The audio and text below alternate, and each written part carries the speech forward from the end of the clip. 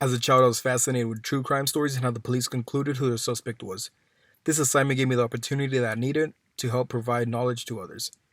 In this video, I'll present to you how law enforcement, technical analysts, and crime scene analysts collect and handle evidence. Although there are many different types of crimes, such as hate crimes, sex crimes, etc., we will only be discussing the most general type of crime, which is a crime scene, which is a murder. Generally, when a crime occurs, all we can ever think about is who committed the crime and how are the police going to catch them. Rarely, if ever, do we think about how the police gather the evidence at the scene of the crime.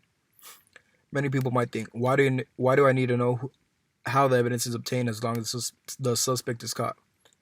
And while that is not a bad question, it is important for the general public to know how our law enforcement units proceed after they come in contact with evidence left behind at a crime scene. First of all, what is considered a crime scene?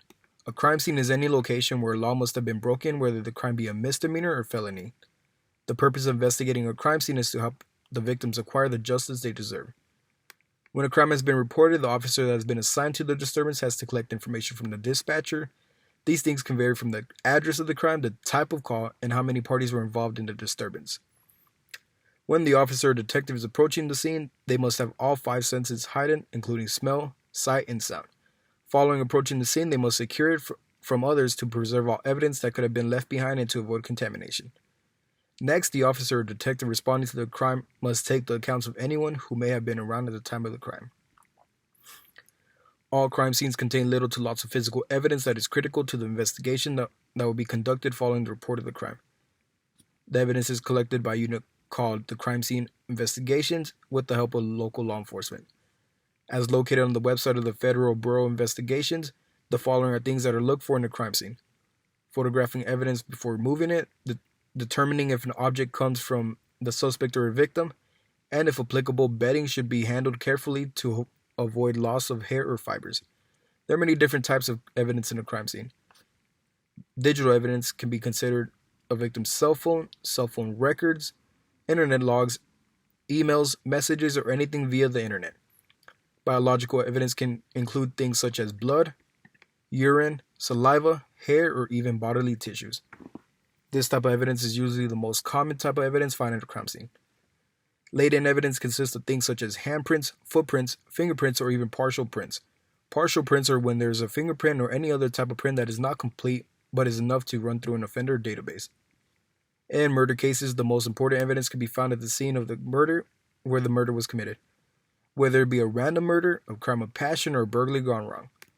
According to crime scene investigation information, videotaping the scene can provide a perspective on the crime scene layout, which cannot be as easily perceived in photographs or sketches.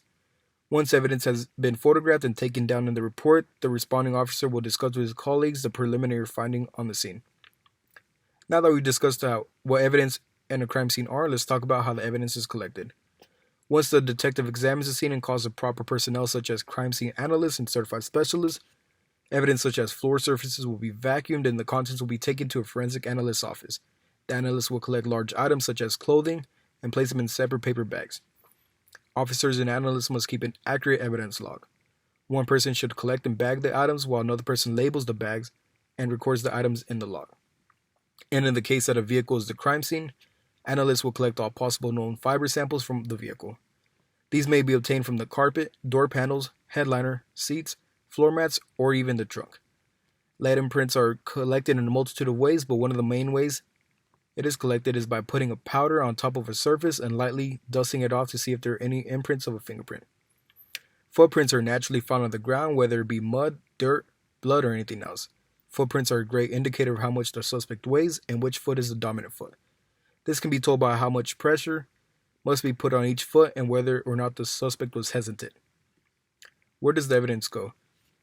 Whatever type of evidence that they may find at the crime scene, such as blood, firearms, hair, glass, and many other things, will be taken to a forensic scientist, and that person will determine any specific factors that they can conclude about their suspect. Many things make each individual person unique from one another, which can sometimes be determined throughout genetic makeup and biological evidence such as hair, tissue, or even bodily fluids. Once the results are in, they are given to the lead detective in the case as to assist in the search on the suspect.